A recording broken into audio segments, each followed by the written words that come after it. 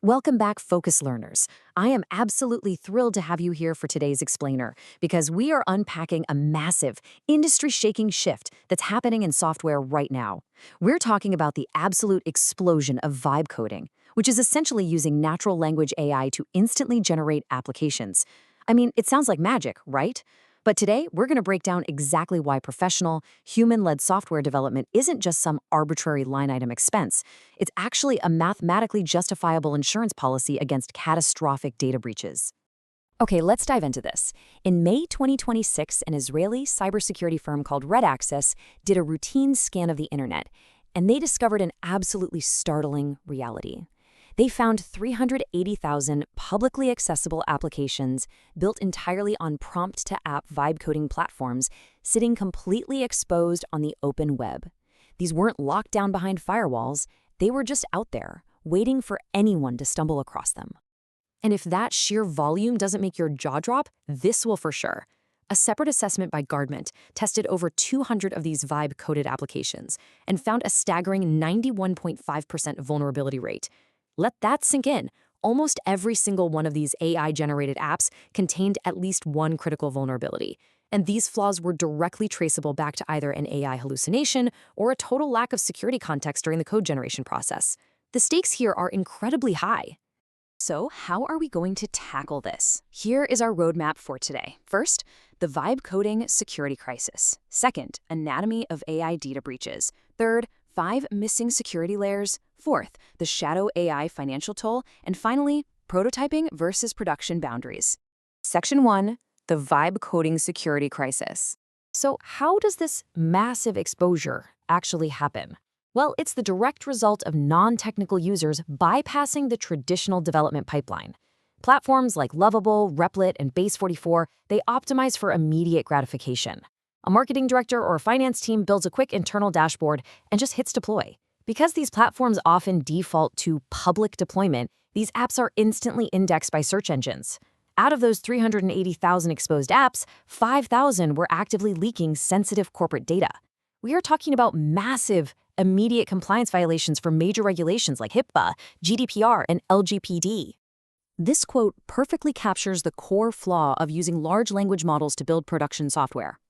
Artificial intelligence coding tools optimize for code that successfully executes, not code that safely operates within a hostile digital environment. Remember, an LLM is basically just predicting the most statistically probable sequence of tokens. It wants to give you code that compiles. It fundamentally lacks an understanding of business logic, trust boundaries, or adversarial threat models. It literally doesn't know there are bad actors out there trying to break what it just built. Section 2, Anatomy of AI Data Breaches.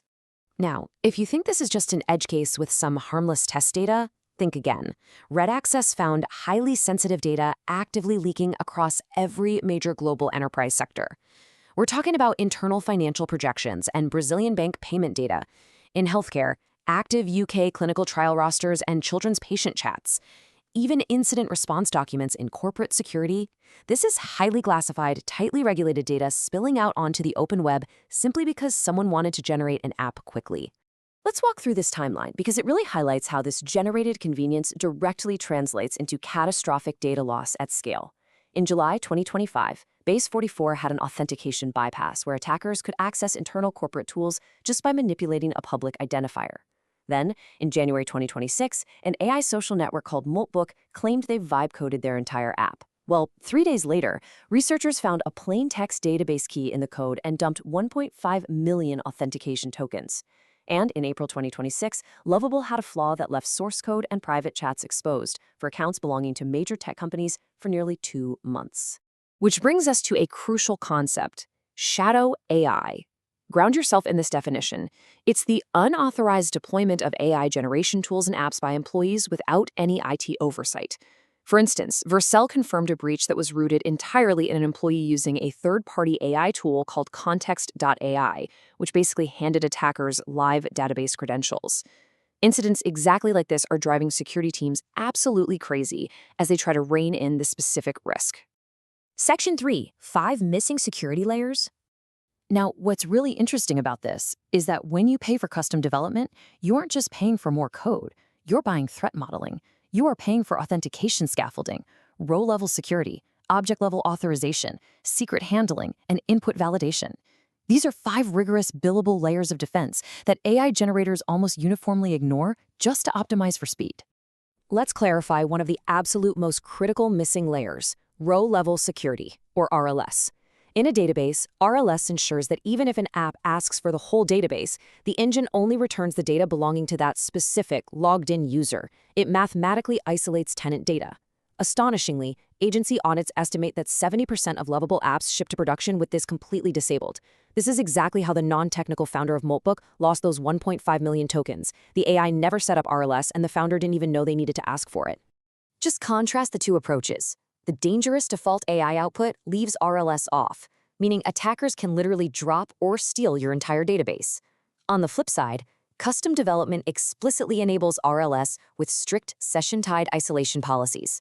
Seeing it laid out like this completely reframes professional development, doesn't it? It stops looking like an optional luxury and starts looking like a highly measurable insurance policy. To understand object-level authorization, think of it like a giant hotel. Authentication is proving who you are at the front desk to get your key card. Authorization is the digital lock on your specific door that makes sure your key card only opens your room and doesn't let you wander into a total stranger's suite. AI-generated apps frequently fail at authorization. They'll verify you're logged in, so you got your key card, but they fail to check if you actually own the data you are requesting. It essentially issues a master key card. An attacker can just intercept the network traffic, change an invoice ID number by one single digit, and instantly download a competitor's financial records. The AI just doesn't understand data ownership, so it leaves every door in the building unlocked. And then we have secret management. AI has this lethal habit of hard-coding sensitive database credentials directly into the front-end code that gets sent right to the user's browser.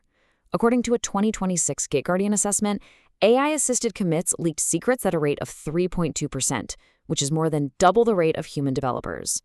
When external API keys are scraped by attackers, it leads to massive financial charges for your business. Custom development, meanwhile, uses centralized secret managers like Azure Key Vault, keeping those keys completely out of the source code. Section 4. The Shadow AI Financial Toll. The financial impact here is staggering. The average global data breach costs $4.44 million. But when a breach is caused by shadow AI, organizations incur a $670,000 premium, pushing the total cost past $5.1 million. Why the huge spike? Because 97% of these breached organizations lacked proper access controls.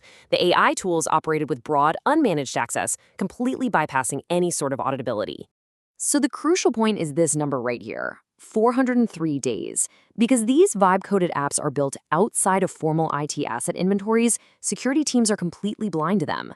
The median unauthorized tool remains active and exposed for 403 days before it's even detected. That is well over a year for attackers to quietly siphon your proprietary data before you even know the app exists. Section 5. Prototyping versus production boundaries. So where do we draw the line? Look, prompt-to-app tools are fantastic for prototyping, internal ideation, fast UI mockups, or throwaway scripts that handle non-sensitive data. But then we have production. If your app handles regulated healthcare data, connects to your CRM, has an external customer login, or simply survives beyond a weekend demonstration where failure means regulatory fine, it categorically requires human-engineered controls. You absolutely cannot trust a language model's default output here. Let's look at how experienced firms actually build for production, using Baytech Consulting's software development lifecycle as the gold standard. They apply deliberate engineering intent to every single layer. First, comprehensive threat modeling to map out attack vectors before any code is even written. Second, robust token-based authentication and manually designed server-side row-level security. Third, all credentials partitioned securely in centralized secret vaults. And finally, human peer review paired with automated security scanning to catch logic flaws. This process is what turns custom development from a discretionary expense into critical risk mitigation. I want to leave you contemplating your own tech stack with this final provocative question. Is your AI-generated app a prototype or a multi-million-dollar liability?